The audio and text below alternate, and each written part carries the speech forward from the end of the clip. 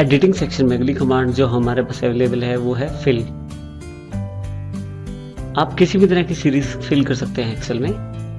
उदाहरण के तौर पे जैसे मैं एक नंबर इंसर्ट कर लेता हूं। अगर मैं इसको कॉर्नर से पिक करूं, देखिए पतला प्लस का निशान आ जाएगा। मैं अगर लेफ्ट क्लिक दबा के नीचे की तरफ खींचता हूं तो सेम नंबर रिपीट हो जाएगा। मान लीजिए कोई मैं 2 नंबर पिक करता हूं, दोनों को सिलेक्ट करता हूं और फिर से कॉर्नर पे क्लिक करके, इसमें ध्यान दीजिएगा मैंने दोनों को सिलेक्ट किया है, फिर ड्रैग किया है, तो दोनों का जो अंतर था उस अंतर के आधार पे आगे सीरीज बढ़ती चली जा रही है। इस तरह से आप इस सीरीज फिल कर सकते हैं।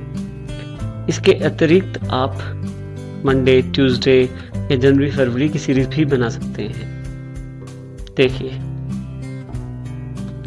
इसमें अगर मंडे फुल स्पेलिंग के साथ लिखता हूं तो उसकी सीरीज भी बना सकता हूं। इस तरह से जनवरी फरवरी की भी। इसके अतिरिक्त मैं इस कार्य के लिए फिल कमांड का प्रयोग भी कर सकता हूं। जैसे देखिए मैंने सिर्फ एक नंबर प्रेस किया और एरिया सिलेक्ट कर लिया जहां तक मैं सीरीज चाहता हूं। फिल के ड्रॉप डाउन बॉक्स पे क्लिक किया, क्योंकि मैंने नीचे की तरफ सिलेक्शन किया है तो डाउन पे क्लिक कर दूंगा। आप जिस दिशा में सिलेक्शन करते हैं उस दिशा में क्लिक कीजिएगा। जैसे मैं डाउन पे क्लिक करता हूं तो वही नंबर सारी सीरीज में आ जाएगा। इसी तरह से अगर मैं कोई भी 2 नंबर लेके फिर से सीरीज सिलेक्ट करता हूं, फिल पे जाएं, सीरीज पे चले जाएं, यहां पे आपके पास देखिए उसने खुद ही स्टेप वैल्यू 2 पिक कर लिया है। आप जैसे ओके करेंगे सीरीज आपके पास अवेलेबल हो जाएगी। इसके अतिरिक्त फिर से सीरीज सिलेक्ट की मैंने, फिल पे गया, मैं सीरीज पे जाता हूं,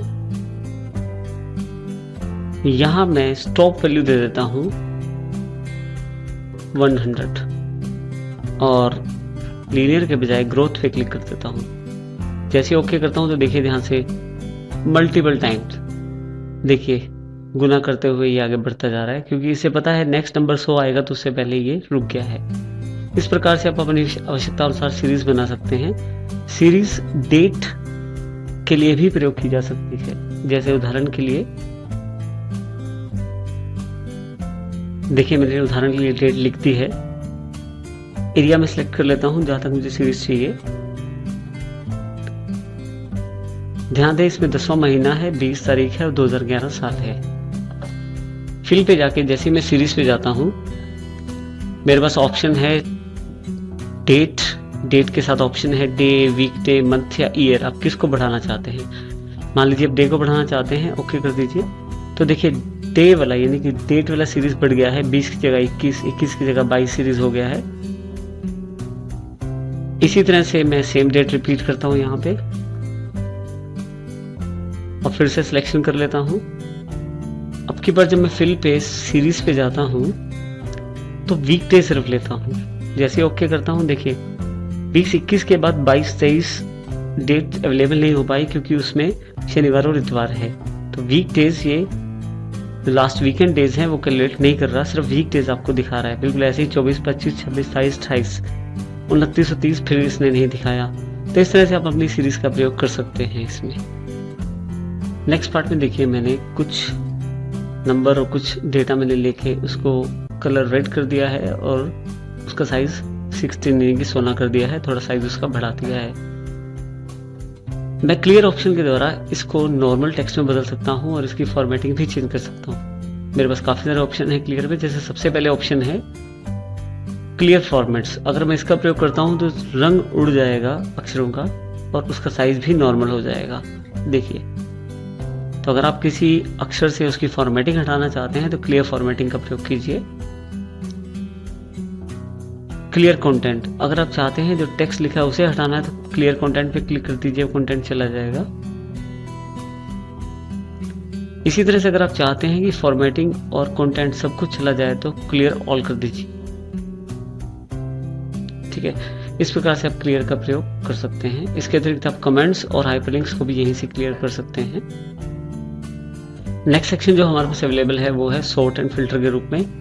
देखिए यहाँ मैंने अपना एक बनाया हुआ टेबल सेलेक्ट किया है। टेबल सेलेक्ट करने के पश्चात सॉर्ट एंड फिल्टर पे जैसे क्लिक करूंगा मेरे पास काफ़ी सारे ऑप्शन अवेलेबल हो जाएंगे।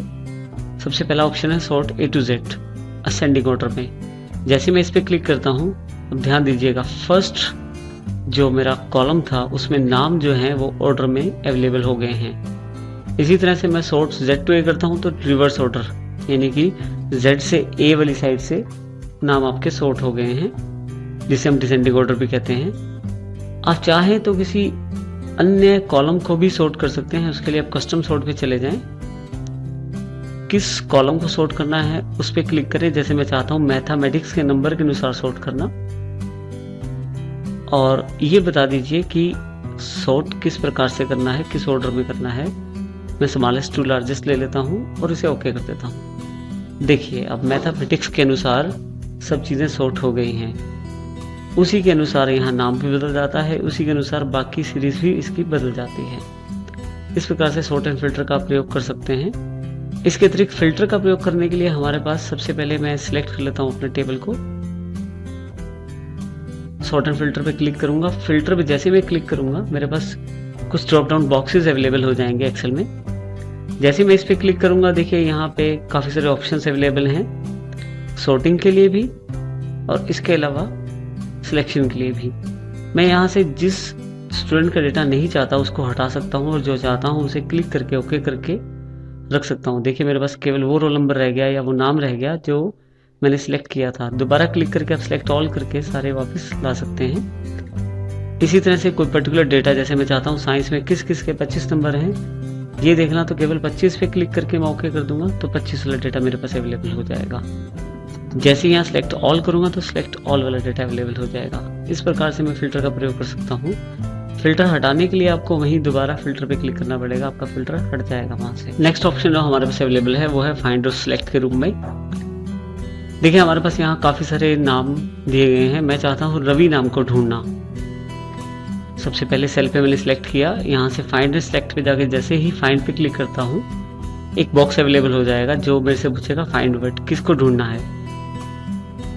यहाँ मैं रवि टाइप कर देता हूँ कि मुझे रवि नाम को ढूंढना है। यहाँ से फाइंड नेक्स्ट क्लिक कीजिए। देखिए रवि को सिलेक्ट कर लिया इसने। दोबारा जहाँ भी उसे फाइल में रवि मिलेगा, तीसरी बार फिर भी उसे जहाँ रवि मिलेगा फाइंड नेक्स्ट। इस तरह से रवि जहाँ जहाँ भी है वहाँ वहाँ आपको दिखा दे। आप यहाँ फाइंड ऑल क्लिक करें तो देखिए सेल के रेफरेंसेस आपको मिल जाएंगे, कौन कौन से सेल पे रवि अवेलेबल है। रवि अवेलेबल है A4 सेल पे, रवि अवेलेबल है H33 पे, रवि अवेलेबल है J106 पे। इस तरह से आप डायरेक्ट इन पे क्लिक करके भी उस पर्टिकुलर वैल्यू पे जा सकते हैं। आप चाहें तो यहाँ से रिप्लेस का प्रयोग भी कर सकते हैं। रिप्लेस में आप चाहें तो ऊपर जो वैल्यू दी है उसको नीचे वाली वैल्यू से बदल सकते हैं। फाइंड वर्ड को आप रिप्लेस विद से बदल सकते हैं। जैसे मैं रवि को यस से बदलना चाहता हूं, अगर आप रिप्लेस करते हैं तो देखिए एक एक वैल्यू रिप्लेस होगा। अगर रिप्लेस ऑल करते हैं तो इकट्ठे जितने भी जिस जगह रवि था वहां यश लिखा आ जाएगा और ये आपको लास्ट में ये बता देगा कि इसने कितनी रिप्लेसमेंट्स की हैं। ओके करते ही फाइनली आपके पास रिप्लेसमेंट्स अवेलेबल हो जाएंगी। आप ध्यान से देखें तो जहाँ जहाँ रवि था वहाँ वहाँ यश अवेलेबल हो गया है। अगला ऑप्शन जो हमारे पास अवेलेबल है वो है गो टू के रूप में। गो टू पे जैसे ही आप क्लिक करते हैं आप किसी पर्टिकुलर रेफरेंस यानी कि किसी पर्टिकुलर कॉलम या किसी पर्टिकुलर सेल या किसी पर्टिकुलर एड्रेस पे जा सकते हैं। जैसे ही यहाँ पे मैं A10 प्रेस करके ओके करता हूँ, देखिए A10 जो सेल है वो सिलेक्ट हो गया है। इसी तरह से गो टू पे दोबारा जाके मैं यहाँ अगर D5000 सेल सिलेक्ट करता हूँ तो जैसे ओके करता हूँ मेरे पास D5000 सिलेक्ट हो गया है। इस तरह से मैं इसका प्रयोग कर सकता हूँ गो टू का। इसके अतिरिक्त भी हमारे पास फाइंड और सिलेक्ट में काफ़ी सारे ऑप्शन हैं, जैसे आप फार्मूला ढूंढ सकते हैं, कमेंट्स ढूंढ सकते हैं और कॉन्स्टेंट्स और डेटा वैलिडेशन पे भी इसका प्रयोग किया जा सकता है।